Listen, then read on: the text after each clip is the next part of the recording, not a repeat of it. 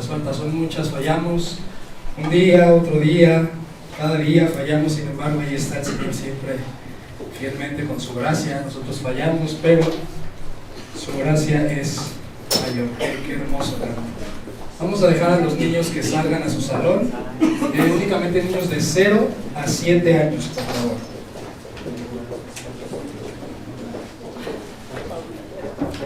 De recién nacidos hasta los 7 años.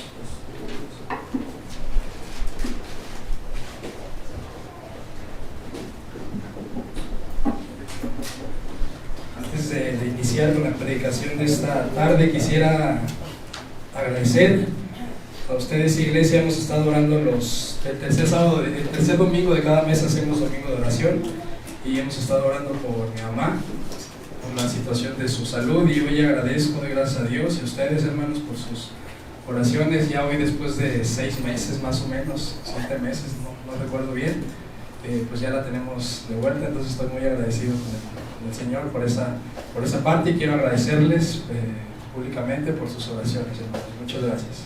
Continuamos en esta tarde con la serie de Apocalipsis.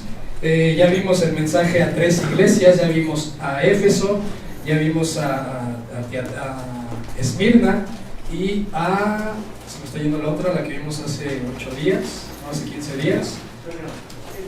Pérgamo, exactamente. Entonces hoy vamos a ver el mensaje a la 4ª iglesia que el Señor da en el libro de Apocalipsis. Les voy a pedir por favor que abran sus Biblias en Apocalipsis capítulo 2, versículos del 18 al 29.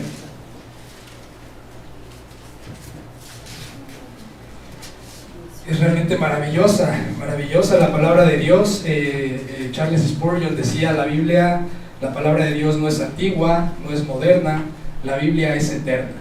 La Biblia nos sigue hablando aún el día de hoy, y de verdad que el mensaje que él dio a la iglesia de Tiatira es espectacular.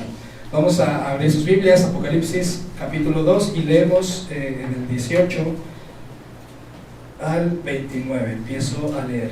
Y escribe al ángel de la iglesia en Tiatira, el Hijo de Dios, el que tiene ojos como llama de fuego y pies semejantes al bronce bruñido, dice esto: yo conozco tus obras, amor y fe y servicio y tu paciencia, y que tus obras postreras son más que las primeras.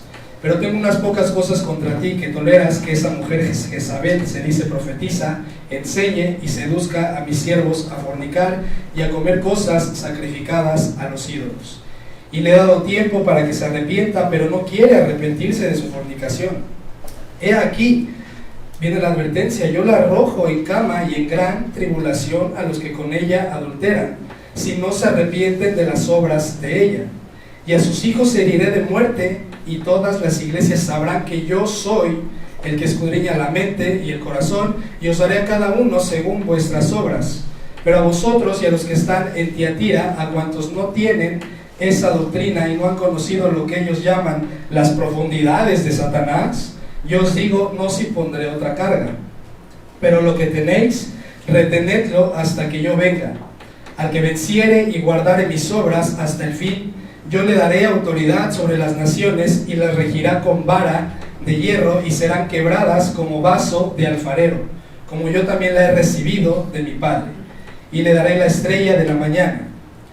Último versículo: el que tiene oído, oiga lo que el Espíritu dice a las iglesias. Vamos a orar, hermanos.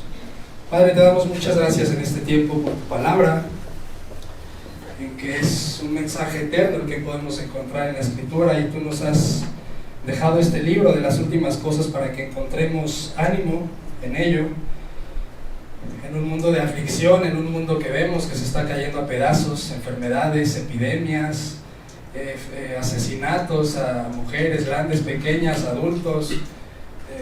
Vemos que realmente la condición del ser humano sin ti es realmente deleznable, y eso es la consecuencia de estar apartados, de no saber quién eres tú y de no saber la esperanza que tú nos has dejado en la Escritura. Ponemos en tus manos este tiempo, ayúdanos a entender lo que tú tienes para decirnos en esta tarde, para que rindamos nuestro corazón a ti y seamos gobernados en nuestra mente, en nuestros corazones, totalmente por ti, por tu palabra, en amor a ti, para que podamos ser luz aún en medio de un mundo de oscuridad. Ponemos en tus manos este tiempo en nombre precioso de tu Hijo, nuestro Señor Jesús. Amén. Quizá ya hayan escuchado esta historia, es muy conocida. Se trata del caballo de Troya. Esta es una pintura que se encuentra en el Museo Nacional del Prado, en Madrid, y es la historia de una guerra. Seguramente ya la han escuchado. Es una guerra entre espartanos y troyanos que se originaría con el robo del príncipe Paris a la reina Helena. Fue una guerra que se expandió por mucho tiempo, duró alrededor de 9 años, un poquito más. Entonces fue una guerra muy larga, no había avances por ninguno de los dos frentes, ni los troyanos ni los espartanos estaban venciendo. Los dos estaban como en stand-by, estaban estancados en esta guerra. Por lo que un hombre llamado Odiseo se le ocurre una idea maravillosa. Y él dice: vamos a hacer un caballo y les decimos a los troyanos que es un regalo, que es una ofrenda a la diosa Atenea. Entonces ellos ni siquiera se van a imaginar cuál es nuestra estrategia militar, pero adentro de ese caballo vamos a meter a los mejores soldados griegos, para que en la noche, cuando ellos estén en la fiesta festejando a la diosa Atenea, estén con su caballo bien contentos, nosotros entramos y atacamos. Y efectivamente así fue.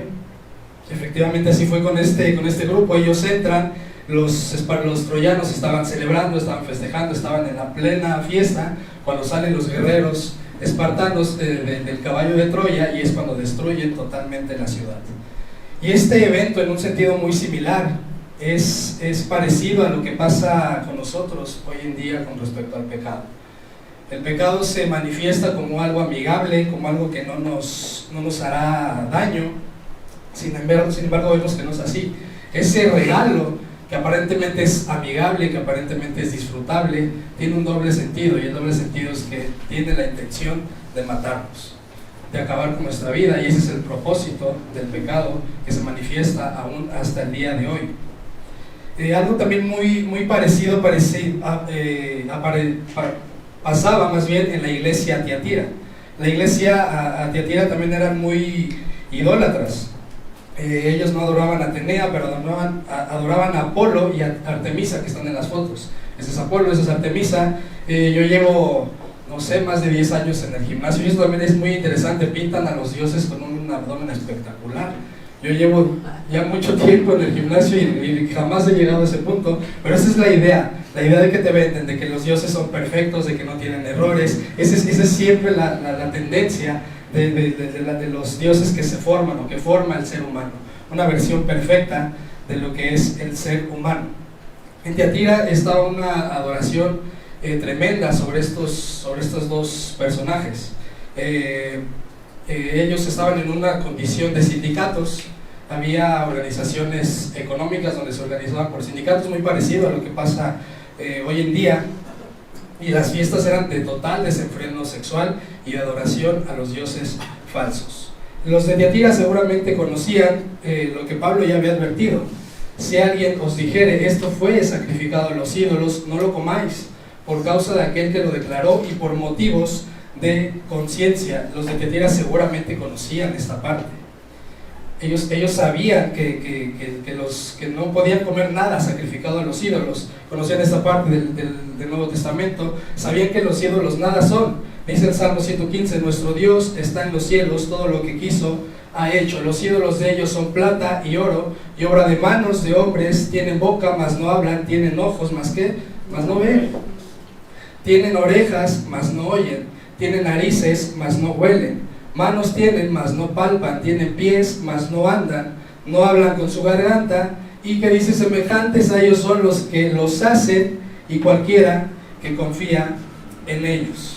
Es totalmente ridículo que tú, después de haber hecho algo con tus propias manos, segundos después agarres y te inclines delante de esa creación que tú mismo has hecho. Pero esa es la mentalidad de alguien que no conoce al Señor. Y ese es el dilema en el cual se encontraban los de Tiatira en esa época. O eran amigos del mundo, o eran amigos del mundo, o eran enemigos de Dios. No podían ser ambas. Esa era la cuestión. El estar en amistad con la región de Tiatira, con los sindicatos, con sus festines que se daban, representaba que si ellos no accedían a eso, se convertían en enemigos. Se convertían en quien quizá los despidieran y que se quedaran aún sin su trabajo. Y ese es el punto principal de eso, que ir en contra representaba expulsión del sindicato y eventualmente del desempleo. El punto principal de este sermón es que Dios quiere que veamos la imposibilidad de tener comunión con Él y ser permisivos con el pecado que nos destruye. El pecado es nuestro caballo de Troya, entra poco a poco, como lo decía hace un momento, es agradable, pero su finalidad es destruirnos. Su finalidad no es la de ser amigables con nosotros. Lucirá amigable, agradable por fuera, pero su intención es muy perversa. Lo podemos ver en el mundo. Los puntos que vamos a ver en esta tarde, en este texto de Apocalipsis, son tres. El primero es el diagnóstico, en segundo lugar la exhortación y el mandato, y en tercer lugar la promesa. Así que comencemos con el diagnóstico, versículo 18.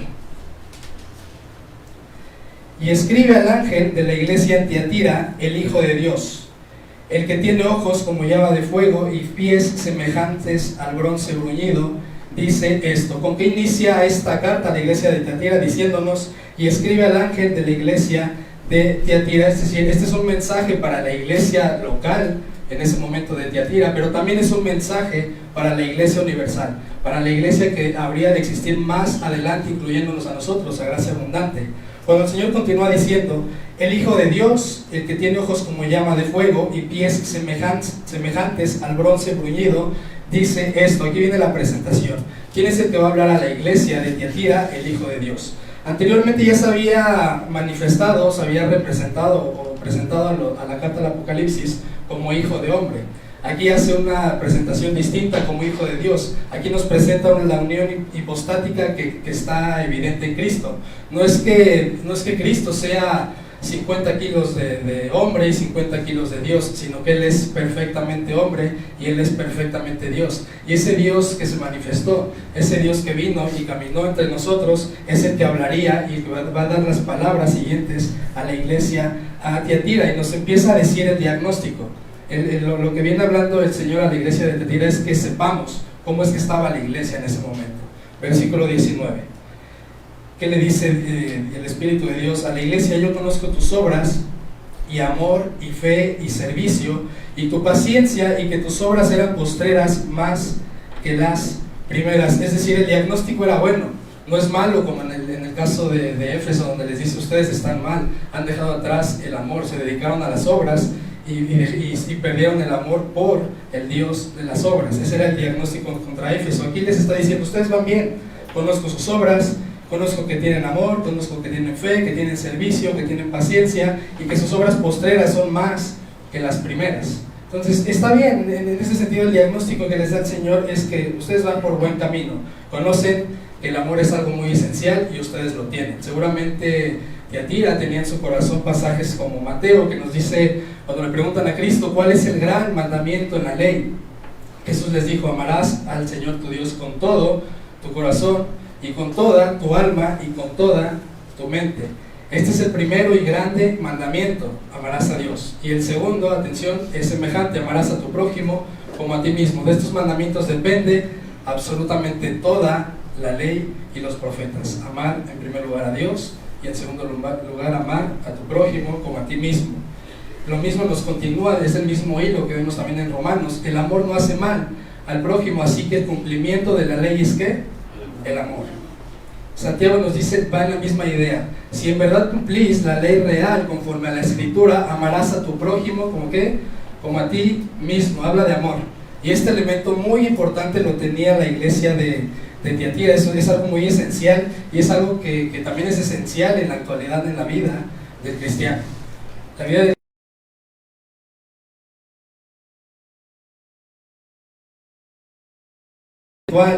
y es lo que se les anima y lo que se les invita, que participen en comunidades misionales. Ya hemos iniciado hace una semana, ayer fue la última. Si aún no están anotados en alguna comunidad misional, anótense, están en listas abajo, pero estamos llamados a ello, a practicar el amor primeramente a Dios y después a nuestro prójimo, a amarlo como nosotros mismos. Eso estamos llamados, a eso estaba llamada la iglesia en Tiatira. Pero ¿es suficiente con el amor? Solamente hay que tener amor y ya, de eso se trata la vida cristiana, solamente amar, amar, amar, amar.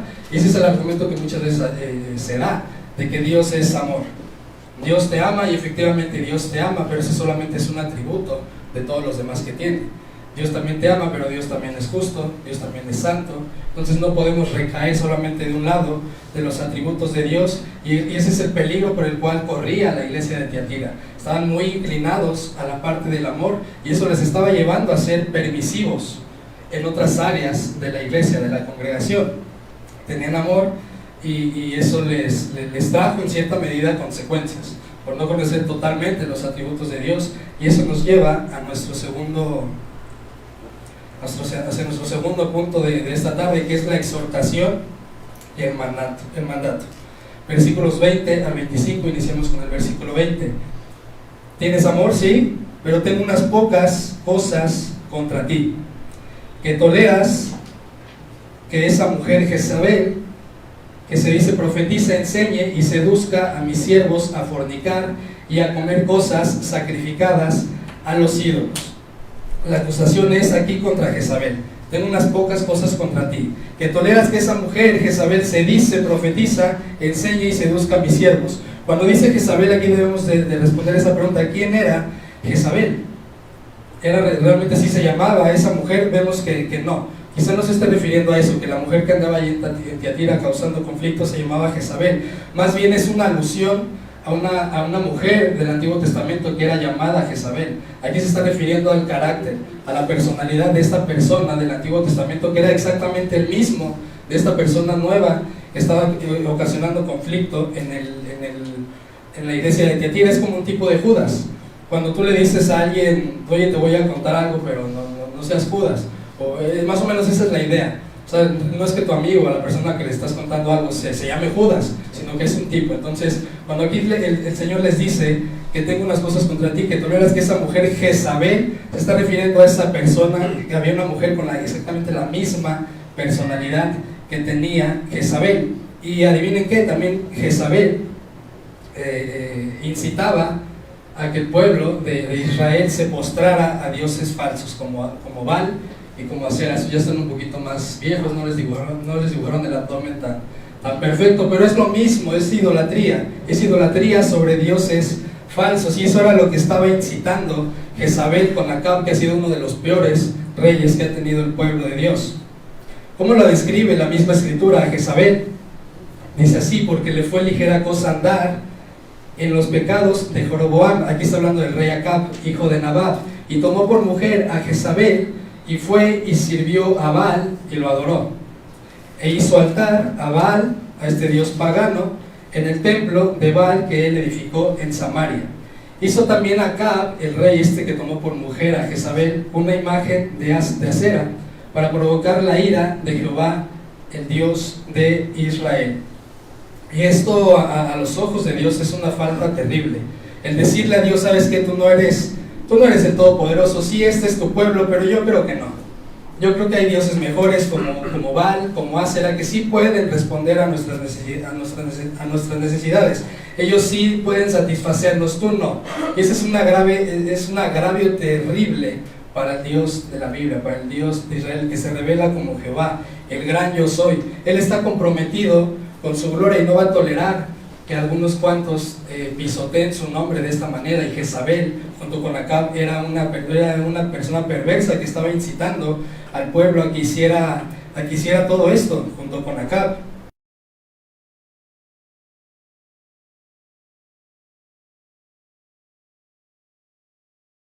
A la idolatría, a que fueran en contra de lo que Dios claramente había dicho, que eso no le daba su gloria. Esta mujer los incitaba, les decía: no es cierto, adelante. Algo muy parecido a lo que ha ocurrido desde el inicio con la serpiente, ¿recuerdan? Les dijo: con que Dios dijo que no coman, no es cierto. Entonces la misma línea se presenta con esta mujer Jezabel, que dice: no es cierto lo que Dios te dice, tú ve, come comida sacrificada a los ídolos, tú ve y fornica, no va a pasar absolutamente nada, no es cierto.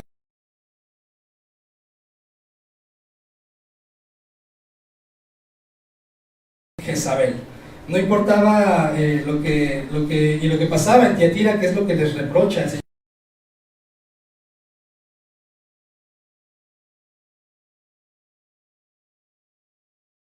Adelante, ¿quieres predicar? por favor, ilumínanos con toda tu sabiduría. Entonces, eso es una falta terrible al carácter de Dios, y era lo que estaba ocurriendo en este momento ahí en Tiatira.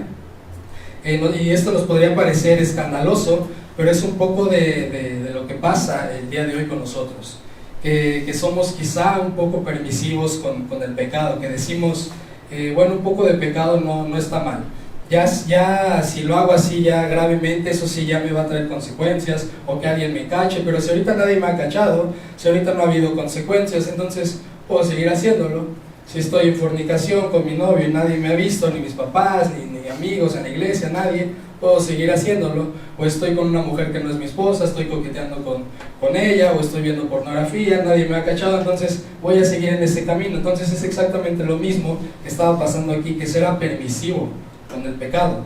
Y mucha atención con esto, porque es lo que el Señor nos quiere mostrar en esta tarde, que el engaño de Jezabel no era que las personas negaran su fe. O sea, Jezabel no les decía, nieguen al Señor en el cual han creído y ya dedíquense a vivir la vida, ¿no? Sino lo que él decía por medio de su palabra era que ellos podían seguir por ambos caminos. El engaño era hacerlos creer que podían seguir a Dios y ser aceptados por el mundo. Ese era el engaño principal de Jezabel. Era hacerlos creer que podían seguir a Dios y ser aceptados en el mundo. Y quizá nosotros aún en esta tarde nos estemos engañando con lo mismo que ocurría en Tiatira, y creemos que se pueden ambas, que podemos coquetear con el pecado y que podemos seguir caminando con el Señor, que podemos seguir teniendo una apariencia de cristianos mientras el pecado es realmente quien gobierna nuestras vidas y nuestros corazones en la oscuridad. Ese era el engaño perverso que ocurría con Jezabel, que decía, puedes las dos, puedes vivir para el pecado y puedes vivir para Dios. Pero vemos claramente que no es así. Santiago nos dice, ¿no sabéis que la amistad del mundo es enemistad contra Dios? Cualquiera pues que quiera ser amigo del mundo se constituye enemigo de Dios. Creyentes dicen sí a la fornicación, a la inmundicia, a la murmuración, sí se puede un poco mientras nadie me cache, pero Dios nos dice que no. Dios nos dice, no puedes amar a tu pecado y amar a Dios. Simplemente no caben en nuestro corazón, no caben en el corazón del creyente. Amar a Dios te hará hacer odiar al pecado y viceversa. Si amas a Dios, vas a odiar el pecado, y si amas el pecado, vas a odiar a Dios. Por ello no es de sorprenderse que si estamos amando más al pecado que a Dios, cuando venga una exhortación, cuando venga una predicación que no nos guste, que no nos agrade, inmediatamente va a venir enojo. En vez de arrepentimiento viene enojo y decir, ¿sabes qué? Tú no eres quien para decirme nada y espero estés contento porque me has hecho sentir mal. Esa no es la reacción de alguien que realmente desea amar y conocer a Dios. El Señor nos llama a odiar nuestro pecado, a tener cero tolerancia con Él en nuestras vidas, a ser intencionales en destruirlo, porque si no lo destruimos, nuestro pecado, el pecado mismo nos va a destruir a nosotros. Dios no quiere que permanezcamos así. Él odia el pecado, no lo tolera, y la mejor noticia es que lo perdona solamente con una cosa, que es que lo confesemos y nos arrepintamos de ese pecado y busquemos de todo corazón alejarnos de ahí, decir ya no más que este pecado me siga dominando. Sí, nadie me ha cachado, sí, nadie me ha visto, pero yo ya no quiero seguir viviendo para este pecado. Ese es el camino a seguir para que realmente el Señor te limpie de tu pecado. Y es lo que vemos, que Él es paciente. Él es paciente con nosotros. Si no nos han cachado, qué bueno, pero Él es paciente esperando que nos arrepintamos,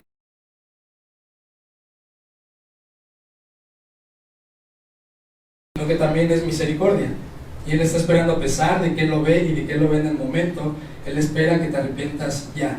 Si han pasado días, si han pasado semanas, si han pasado meses, lo que Él dice en esta tarde es, ya no más, detén ya ese pecado y confiésalo. Él es paciente con nosotros para que lo confesemos. Ese es su carácter.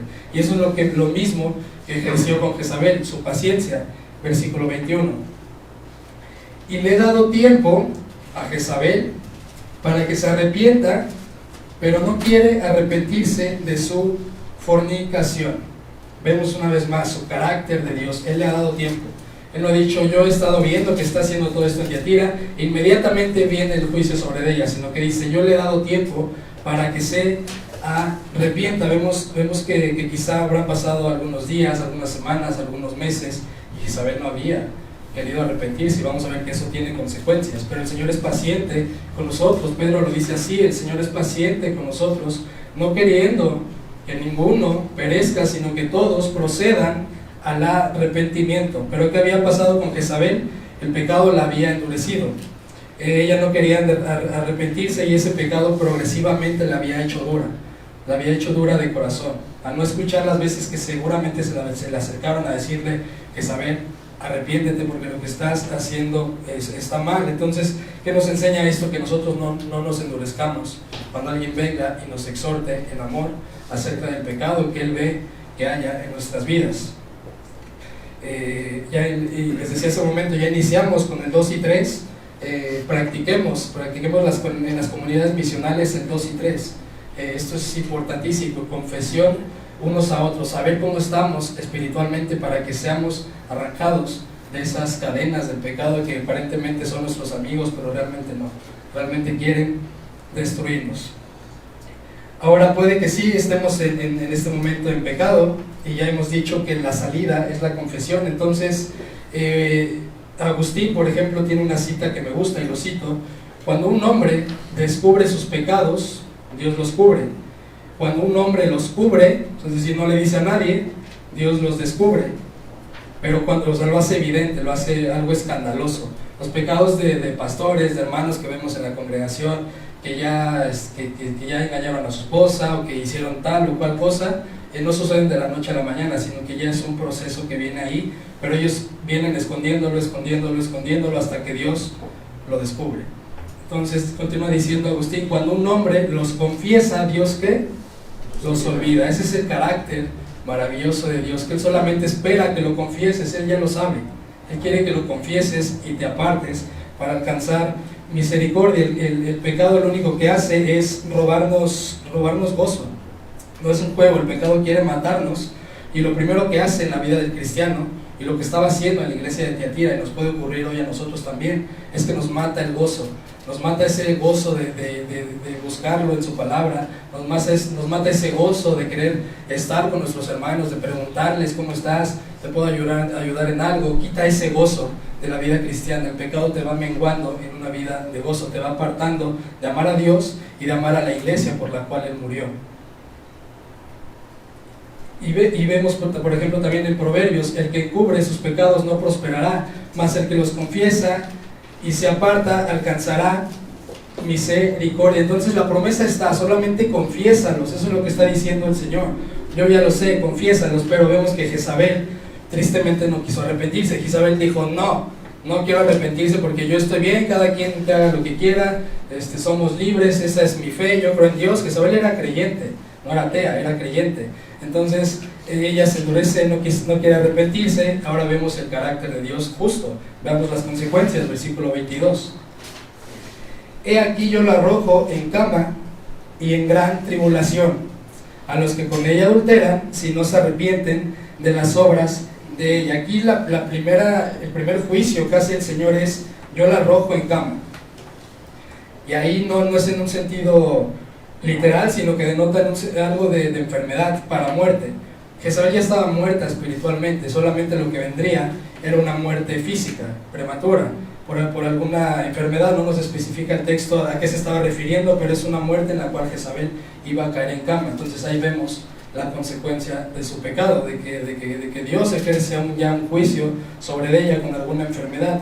Y no solamente eso, sino que extiende la amenaza a los que estaban escuchando a esta persona. También por ello debemos cuidar nuestras amistades. Y no quiere decir que si alguien piensa distinto a ti, ya le dejes de hablar y ya te apartes y ya le digas fuchi, no. De lo que se trata es que converses con ella amándola, para decirle, sabes que no es así. La palabra de Dios dice esto. Esa es la idea. Pero estos hombres igual, estaban siguiendo a Jezabel y no hicieron caso. Entonces el Señor les hace extensa la amenaza que dice, en gran tribulación entrarán los que con ella adulteran, es decir, los que siguen sus consejos. sino que se arrepienten de las obras de ella. Aún así el Señor les da la oportunidad. Continúa con la advertencia, versículo 23. Y a sus hijos heriré de muerte, y todas las iglesias sabrán que yo soy el que escudriña la mente y el corazón, y os daré a cada uno según vuestras obras. Aquí el Señor está diciendo, yo estoy observando a mi iglesia. Si alguien cree que lo que pasa en la iglesia está desapercibido, no es así.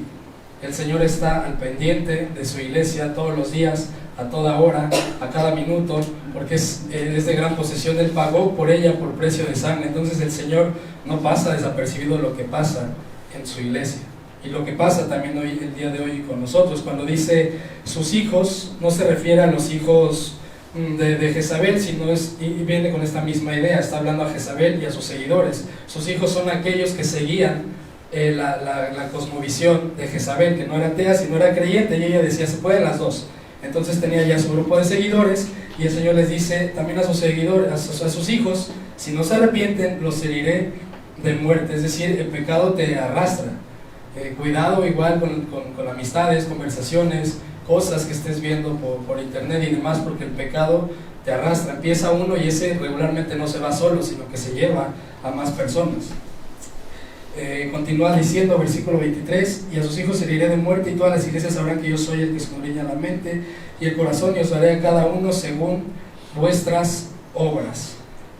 No podemos burlar a Dios, no podemos burlar el carácter justo de Dios. En el tiempo de Jezabel, en el Antiguo Testamento, no todos se rindieron a Baal y a la diosa Acera, sino que hubo un remanente que se guardó de esta idolatría, de estas prácticas, de esa Jezabel, y el Señor guarda siempre a su remanente. Y lo mismo pasaba en Tiatira. No todos se rendían al tributo a estos dioses falsos, sino que había un sector que dijo no, un sector valiente que dijo no, yo soy radical en mi vida cristiana y yo sé en quién he confiado. Y este sector es el que ahora quiere el Señor hablar a partir del versículo 24. Pero a vosotros y a los demás que están en Tiatira, a cuantos no, aquí está hablando a los que no siguieron eso, a cuantos no tienen esa doctrina y no han conocido lo que ellos llaman las profundidades de Satanás, yo os digo, no os impondré otra carga. Aquí está hablando ya a los que no habían seguido esa doctrina, y les dice que ustedes no han conocido lo que ellos llaman las profundidades de Satanás. Y es que así les decía Jezabel al pecado. Le decía, para que puedas vencer al pecado debes de descubrirlo, debes de echarte un clavadazo de ahí delante de ese pecado con el cual tú estás batallando, para que lo conozcas y sepas cómo opera, y una vez que ya sabes cómo opera lo puedes destruir. Esas eran sus profundidades de Jezabel, y lo mismo se la creían todos aquellos que la seguían con esa doctrina que se conoce como el dualismo filosófico. Es decir, el espíritu es bueno, pero el alma, el cuerpo es el que es malo. O sea, tú puedes ser creyente espiritualmente, lee tu Biblia, haz oración, ve a la iglesia, pero tu carne, pues no, tu carne te dice otra cosa. Entonces, pues sí, siguen tus pecados de la carne, se pueden ambas. Y esas eran las profundidades que llamaba Jezabel a estos hombres, ¿no? Y mujeres que creían en lo que ella decía, profundicen en el pecado. Pero vemos que esa es una total mentira. Pablo nos lo dice así. Y es a lo que el Señor nos llama. Dios no las reveló a nosotros, todo lo que vemos en la Escritura, por el Espíritu, porque el Espíritu todo lo escudriña, aún lo profundo de Dios. Es decir, nosotros estamos llamados no a profundizar en las artimañas de Satanás, sino la iglesia, quien sea iglesia, estamos llamados a profundizar, pero en las profundidades de Dios. Es lo que nos está diciendo Pablo. Continuamos con el versículo 25, hablando este mismo sector que no siguió esas doctrinas. Pero lo que tenéis, retenedlo hasta que yo venga. Voy a regresar, tú mantente fiel, yo voy a regresar. Está hablando de su segunda venida. El Señor les está diciendo, tú no seas como ellos, tú retén lo que has aprendido, que lo que rija tu vida sea la autoridad y la suficiencia de la Biblia. Seguramente ellos entre las iglesias ya corrían lo que había sido escrito en Hechos, que nos dice: en cuanto a los gentiles que han creído, les hemos escrito que se abstengan de lo sacrificado a los ídolos, número 1, y de sangre, de ahogado y de ocasión. Ellos ya conocían esa parte, debían de abstenerse de esas dos cosas. Entonces viniera Jezabel, viniera quien fuera a decirles que la cosa funcionaba de otra manera, ellos estaban firmes en la palabra de Dios, y esa es una seguridad que el Señor nos da en nuestra vida cristiana, que si estamos anclados en una buena teología, que si lo conocemos por medio de su palabra, no va a haber nada, no va a haber filosofía ni persona que nos pueda apartar de su palabra, si es que estamos bien anclados a ella. Y vemos que el Señor también es maravilloso, no solamente nos muestra la salida y nos guarda aún en medio del mal, sino que a pesar de todo también nos da promesas, y esa es la última parte de este texto, la promesa, versículos del 26 al 29. Al que venciere y guardare mis obras hasta el fin, yo le daré autoridad sobre las naciones, y las regirá con vara de hierro, y serán quebradas como vaso de alfarero, como yo también la he recibido de mi Padre. Es maravillosa esta yuxtaposición que se llama, es que de un lado ya vimos los peligros de seguir a Jezabel, que es muerte, y ya cuando viene aquí más atrás a los que siguen a Dios, lo que dice es: al que venciere, yo le daré autoridad sobre las naciones. Los seguidores de Jezabel iban a obtener tribulación, muerte, pero a los que vencen, a los que me sigan, a los que se anclen en mi palabra, yo les daré autoridad sobre las naciones, y las regirán con vara de hierro, y serán quebradas como vaso de alfarero, como yo también la he recibido de mi Padre. Como ya lo hemos visto anteriormente, Apocalipsis es el libro que más cita el Antiguo Testamento, y esto es un paralelismo a lo que pasa en el Salmo 2, donde dice: pídeme y te daré por herencia las naciones, y como posesión tuya los confines de la tierra. Los quebrantarás con vara de hierro, como vasija de alfarero los desmenuzarás. ¿Esto qué quiere decir? Que Jesús ahora mismo, en este mismo momento, es Señor de señores, es Rey de reyes y Señor de señores. No tenemos que esperar hasta que venga Jesús, ya reina, y Jesús gobierna por medio de su iglesia. Entonces sí viene una culminación, pero Jesús ya en este mismo momento es Rey, y a lo que nos llama, o lo que vemos a través de su evangelio, es que nos ha hecho reyes y sacerdotes, que quebramos todo lo que se nos ponga por delante por medio de su evangelio. No hay nada que se pueda resistir, ni físicamente ni en el mundo espiritual, que se oponga al evangelio. Es lo que nos asegura el Señor, de que las puertas del Hades no prevalecerán sobre la iglesia. Quien está ejerciendo opresión no es el mundo sobre la iglesia, sino es la iglesia sobre el mundo. Eso es lo que nos está diciendo el evangelio del Señor Jesucristo. Tiene ese poder de quebrar absolutamente todo lo que se le interponga por delante, porque el Señor está comprometido con su gloria, y con todos aquellos que dicen: yo no quiero ser amigo del mundo, no me interesa ser amigo del mundo, yo voy a vivir en amistad con Dios porque quiero conocerlo más, quiero amarlo y quiero vivir para su gloria.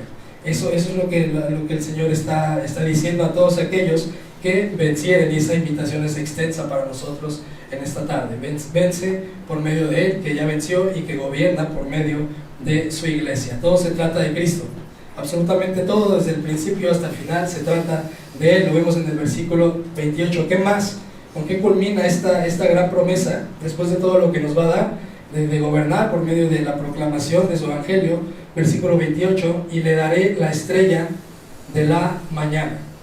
Aquí, ¿a qué se refiere? ¿Que nos va a dar una estrella tal cual, así ya llega hasta el cielo, toma tu estrella? No.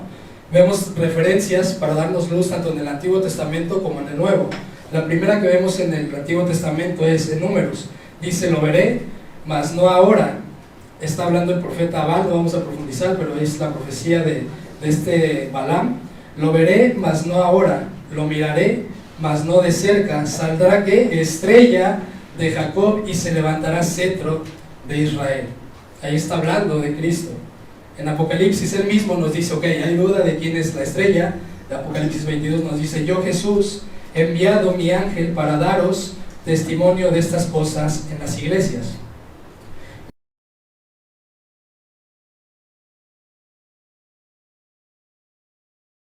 Entonces, ¿a qué se refiere con qué nos dice nos va a dar la estrella de la mañana? Se está refiriendo al mismo. Cristo es la mayor posición que nosotros podamos tener, si es que estamos en Cristo en este mismo momento. Y si no estamos en Cristo, la invitación es esa: Apártate del mundo del pecado que trae consecuencias, que trae tribulación, que trae amargura, y hoy toma la decisión de arrepentirte de tu pecado y seguir en pos de esa estrella de la mañana con bendiciones eternas. No es que vayan a empezar hasta que muramos, sino que las bendiciones comienzan desde el momento en que nosotros decimos basta a vivir para el mundo, y a partir de ahora vivir para la gloria de Dios, que al final de cuentas para ello es que hemos sido creados. Ahora, ¿cómo termina la carta hacia la iglesia de Tiatira y hacia nosotros el día de hoy? Es que el Señor exhorta, bueno, o habla, dice: el que tiene oído, oiga lo que el Espíritu dice a las iglesias. Es decir, estás escuchando el mensaje de esta profecía. Al principio nos dijo en Apocalipsis 1, bienaventurados los que oyen y escuchan esta profecía. Entonces, si tienes oídos, estás escuchando lo que el Señor ya dijo a la iglesia, lo que el Espíritu dijo a la iglesia. Entonces no endurezcas tu corazón en esta tarde. Si estás en Cristo, no podemos vivir para el pecado y para Dios. Es imposible, o decir que sí es posible es afirmar lo mismo que estaba afirmando Jezabel. Decir, se puede en los dos caminos: amar tu pecado mientras no te cachen, y amar a Dios. Lo que el Señor nos dice en esta tarde es: no es así, no se puede.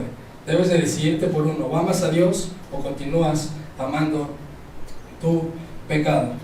¿Cómo podemos concluir este sermón? Si estás sin Cristo, en consecuencia si estás en amistad con el mundo, en consecuencia estás enemistado con Dios. Dios es tu enemigo, y hay un juicio delante al cual hay que enfrentarse, que es eterna condenación. La exhortación es esa, y el ánimo es ese: hay perdón en Cristo, arrepiéntete de tus pecados y deja de vivir para el mundo. Y si estás en Cristo, es parar con esa vida de consciente, las dos partes, vivir para el pecado y vivir para Dios. Vimos que no es así. La iglesia de Tiatira tenía mucho amor, pero era permisiva con el pecado. Decía: eso no me va a afectar tanto, entonces no importa que sea poquito, no importa que no afecte y demás, sino que no pueda, o sea, mientras pueda seguirlo ocultando, no pasa nada. Y vemos que realmente no es así. El Señor nos llama a luchar contra el pecado en el poder del Espíritu. Vale la pena vivir para Dios. Vamos a orar. Padre, te damos gracias en esta tarde por tu palabra, por la exhortación que nos haces a que no podemos caminar en amistad con el mundo y en amistad contigo. Eso es algo prácticamente imposible, o más bien es imposible. Debemos de decidirnos en tomar parte de una o de la otra. Vivimos para ti, para tu gloria, o vivimos para nuestra propia gloria y para nuestro propio deleite. Ayúdanos a ver las maravillas de quién eres tú, que podamos conocer tu carácter y que podamos decir juntamente con todos aquellos siervos que han decidido vivir para ti, que vale la pena vivir para ti, vale la pena vivir días para ti, para tu gloria, conociéndote, amando a tu iglesia por la cual tú también por la cual moriste, para que crezcamos en el conocimiento de ti, en amor a ti y en amor hacia tu iglesia. Ayúdanos a permanecer fieles aún en medio de un mundo que está cayéndose a pedazos de problemas, de conflictos, que podamos permanecer en fidelidad por amor a ti, por amor de tu nombre, para tu gloria. Ayúdanos en nuestras semanas, en nuestros trabajos, a donde quiera que vayamos, a vivir como ciudadanos de tu reino, que seamos dignos de llevar gloria a tu nombre en cada segundo, cada latido de nuestro corazón, que sea con ese fin de darte la gloria y el honor a ti, porque vale la pena. Te damos gracias en Cristo.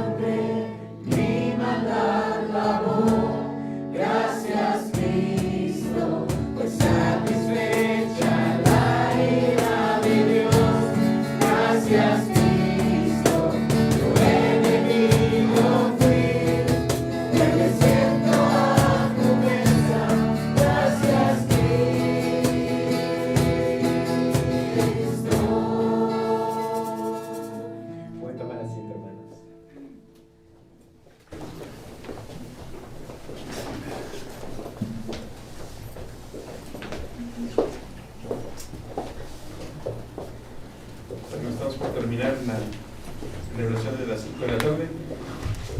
Pero antes de terminar, ¿hay alguien que nos visite por primera vez? Primero, que levante sus manos. No, todos de casa. Bueno, acompáñenme a orar por las ofrendas, hermano. Señor, te damos gracias porque ponemos nuestras vidas en tus manos, Señor, para que tú nos guíes, nos lleves, Señor, a lo que tus planes son para nosotros, Señor. Gracias, Padre, porque renuevas nuestros corazones cada día, Señor, con la edificación de tu palabra. Aquí estamos, Señor, como iglesia, Señor. Te damos gracias, Padre, porque tú tienes cuidado de nosotros, Señor. Ayúdanos, Señor, que cada día crezcamos, Señor, en tu evangelio, Señor, y pongamos siempre de manifiesto quién eres tú, Señor. Recibe, Señor, las ofrendas que damos el día de hoy, Señor, para el propósito que tú tienes, Señor. Expandir tu evangelio, crecer, Señor, como iglesia, y llevarnos, Señor, de la mano, como siempre, haciendo tu voluntad, Señor. Te damos gracias esta tarde. Ayúdanos, Señor, a seguirte buscando. En el nombre de Cristo Jesús. Amén.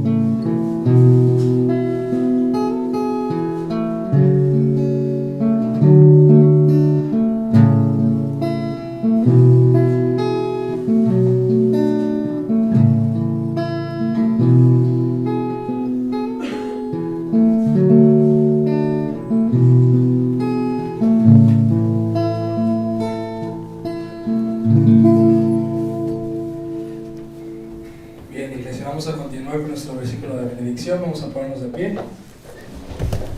Aquí hablando otra vez el Señor en Apocalipsis 8, su gran promesa. Él es realmente nuestra esperanza. Sin Él vemos que nos espera solamente perdición, actos atroces. Si vemos o preguntamos a todos estos criminales, asesinatos últimamente que se han hecho virales aquí en nuestro país, si les preguntamos a esas personas si son ateos, la mayoría te va a decir que no, que tiene alguna creencia en Dios, en su Dios, al final de cuentas, que no es real, pero son creyentes la mayoría de estas personas. Entonces asegurémonos que nuestra mente, nuestro corazón esté anclado en la palabra de Dios, porque Él es fiel y justo y Él es guardador de su iglesia, lo acabamos de ver. No cedamos a la presión del pecado del mundo, sino seamos firmes y continuemos peleando. Vale la pena vivir por Él, por el poder de su palabra. Él nos dice en el versículo Apocalipsis, capítulo 1, versículo 8, yo soy el alfa y el omega, principio y fin, dice el Señor, el que es, el que era y que ha de venir, el Todopoderoso. Y todos decimos, amén. Estamos despedidos, iglesia. No olviden que ya este miércoles a las 7 de la noche retomamos las vacaciones del periodo de clases que tuvimos de historia de la iglesia. Vamos a iniciar con interpretación bíblica, justamente de lo que venimos hablando, cómo podemos contrarrestar, tener una mala interpretación de Dios en su palabra, es sabiendo interpretar la Biblia, pero para ello necesitamos también ser instruidos. No se pierdan esta clase el miércoles a las 7 de la noche, clase de interpretación bíblica. Estamos todos despedidos, hermanos.